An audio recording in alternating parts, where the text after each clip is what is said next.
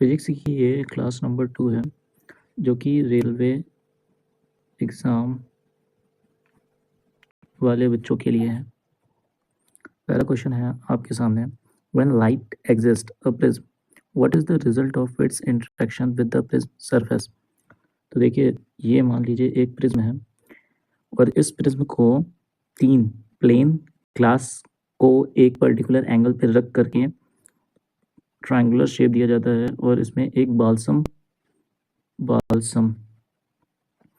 Glue लगाया जाता है। ठीक है, अब देखिएगा ये एक प्रिज्म है, इसमें अगर लाइट जाती है तो ये सबसे पहले तो आपका जो ये बेस है, इस बेस के पैरेलल हो जाएगी, रिफ्रैक्ट हो करके, क्या मैंने कहा, रिफ्रैक्ट हो करके ये बेस के पैरेलल हो जाएगी और जब ये बाहर निकलेगी तो ये कुछ इस तरीके से डेविएट हो जाएगी। ठीक है, ये आपका सिनेरियो हुआ। तो देखिए, जाना चाहिए था इसको किधर, ऐसे, लेकिन गई किधर, यूं। तो इसका मतलब है कि लाइट जो है अपने रास्ते से क्या हो गई, भटक गई, यानी डेविएट हो गई या फिर रिफ्रैक्ट हो गई। ठीक है, इस प्रक्रिया को हम लोग कहते हैं रिफ्रैक्शन। क्या कहते हैं, रिफ्रैक्शन। रिफ्रैक्शन में क्या होता है, जब कोई लाइट एक माध्यम से दूसरे माध्यम में जाती है तो वह अपने मार्ग से विचलित हो जाती है।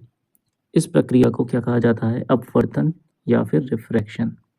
अपवर्तन या फिर refraction. When a light ray goes from one medium to another medium, it's deflected from its original path. This phenomena is known as refraction. देखिए, मैं यहाँ पे आपको और चीज़ें समझा दूँ, जैसे कि मान लीजिए ये एक क्लास लैब है और इस पे अगर मैंने नॉर्मल डाला और मान लीजिए ये आपका रेयर मीडियम है और ये आपका डेंसर मीडियम है। ठीक, तो जो लाइट रे होगी आपकी, लाइट रे जो पास हो रही होगी इस तरीके से, अगर रेयर से डेंसर में जाना है लाइट को तो क्या होगा, नॉर्मल की तरफ झुक जाता है, इसको कहते हैं नॉर्मल। तो लाइट रे जो है वो नॉर्मल की तरफ झुक जाती है। इन केस मान लीजिए कि यहाँ पे एक और ग्लास स्लैब रख दिया जाए, अब ये डेंसर से किधर जाएगी, रेयर मीडियम में जाएगी। अतः यहाँ पे जब हम एक नॉर्मल खींच देंगे आपका, यहाँ पे जब आपका एक नॉर्मल खींच दिया मैंने, मान लीजिए ये कुछ इस तरीके से, तो अब जो लाइट है वो डेंसर से रेयर मीडियम में जा रही है, इसलिए ये नॉर्मल से क्या हो जाएगी, दूर भागेगी। ठीक है, तो ये है आपका रिफ्रैक्शन का कॉन्सेप्ट। अब रिफ्रैक्शन में 2 कॉन्सेप्ट और लगते हैं, ये आपको याद रखना है। कौन कौन से, पहला जो आपका नॉर्मल होगा, जो आपका इंसिडेंट रे होगा, जो आपका रिफ्रैक्टेड रे होगा, वो तीनों एक ही प्लेन पर होंगे, तीनों एक ही तल पर होंगे। और दूसरा नियम, जो आपका इंसिडेंट एंगल होगा उसकी ज्या यानी साइन ऑफ आई, और जो अपवर्तन कोण होगा यानी साइन ऑफ आर का जो रेशियो होगा यानी अनुपात होगा, यह एक नियतांक होगा। इस नियतांक को हम लोग म्यू से डिनोट करते हैं, कहीं कहीं पर इसे एन से भी डिनोट किया जाता है। ये म्यू क्या होता है, रिफ्रैक्टिव इंडेक्स। ठीक है, और रिफ्रैक्टिव इंडेक्स को क्या कहा जाता है, अपवर्तनांक गुणांक। ओके, हिंदी में कहा जाता है अपवर्तनांक गुणांक। ठीक, और इस नियम को ही हम लोग स्नेल्स लॉ भी कहते हैं। स्नेल्स लॉ क्या कहता है, sine i upon sine r equals to mu.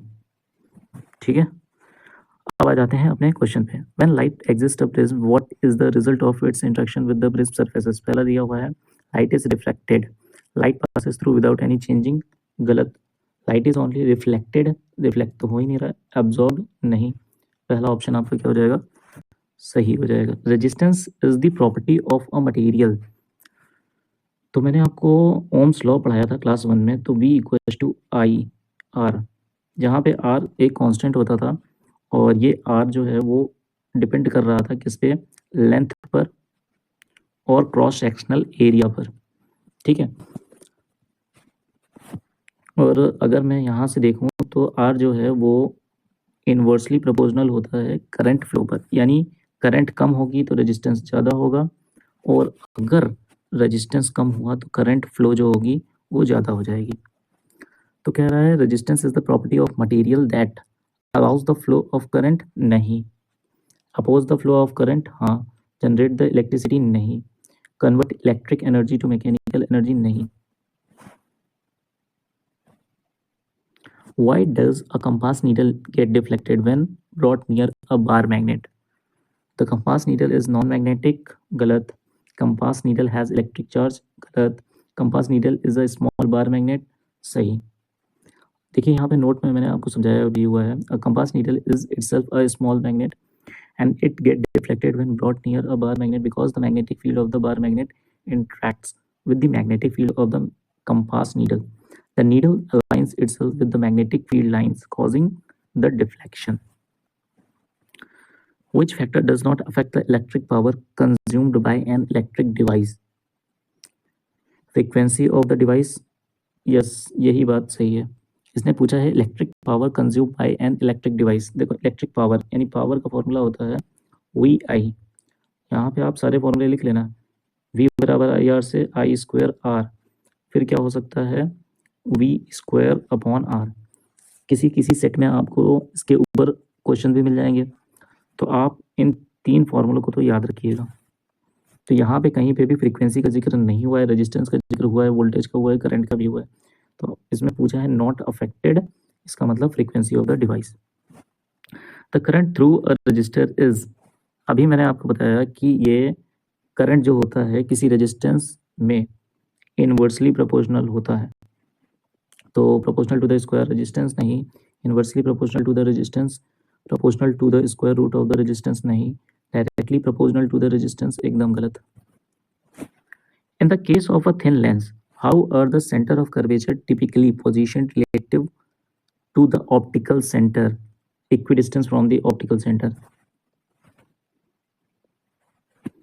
Which of the following factors directly affect the resistance of a conductor? अभी मैंने आपको समझाया लेंथ ऑफ द कंडक्टर, हाँ ये तो करता ही है। पावर ऑफ द कंडक्टर नहीं, वोल्टेज अक्रॉस द कंडक्टर नहीं, करंट थ्रू द कंडक्टर नहीं। तो पहला ऑप्शन सही हो गया।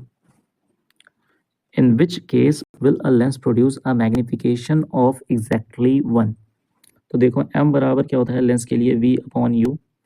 अब देखो v और u अगर बराबर हो जाएं तो आपको m की वैल्यू मिल जाएगी 1। इसका मतलब when the object is at infinity, गलत। when the object is placed at twice the focal length। अब इस बात को समझ लीजिएगा, जैसे मान लीजिए ये लेंस की बात कही जा रही है, यहाँ पे कोई लेंस पड़ा हुआ है, ठीक है, और इसका फोकल लेंथ ये है, ठीक, f1, और यहाँ पे मैंने लिख दिया f2, ठीक। अब इस फोकल लेंथ यानी पोल से फोकस तक की जो डिस्टेंस होगी उतनी ही डिस्टेंस को लेकर के यहाँ पे मैं खींचूंगा, जो कि सेंटर ऑफ कर्वेचर हो जाएगा C1 और इधर हो जाएगा C2, इतना ही। जब कोई ऑब्जेक्ट C1 पर रहता है तो उसका जो इमेज बनता है वो C2 पर बनता है, यानी इक्वी डिस्टेंस हो जाएगा ये वाला कंडीशन। तो फोकल लेंथ का डबल यानी सेंटर ऑफ कर्वेचर, ये दूसरा ऑप्शन सही हो जाएगा। When the object is placed between centre of curvature and focal length, नहीं। If two resistors in series are equal से R each, what is the total resistance? देखो जब कभी भी रेजिस्टेंस को आप सीरीज में जोड़ते हो, मान लो ये R1 है ये R2 है, तो इनका जो रिजल्टेंट होगा ये हमेशा R बराबर R1 प्लस R2 होता है। अब यहाँ पे दोनों जगह पे R है तो इसका मतलब ये हो जाएगा 2R। 2R कहाँ पे है? ये वाला है। देखिए ये वाला जो है वो R स्क्वायर लिखा हुआ है, ये R इंटू 2 नहीं लिखा हुआ है, ये ध्यान रखिएगा। ये भी नहीं हो सकता, ये भी नहीं हो सकता।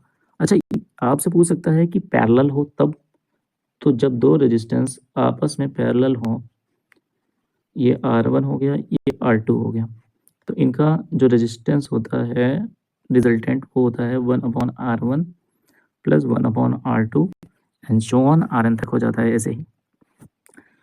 इन which of the following scenarios does the focal length of a concave mirror vary? देखो फोकल लेंथ कॉनकेव मिरर का किसी भी सिनेरियो में वेरी नहीं करता है, तो focal length does not very in any media, ये आपका राइट हो जाएगा। वीडियो को देखा आपने, धन्यवाद। आपको कुछ और चीज़ें इंक्लूड करवानी है तो आप कमेंट में बता सकते हो।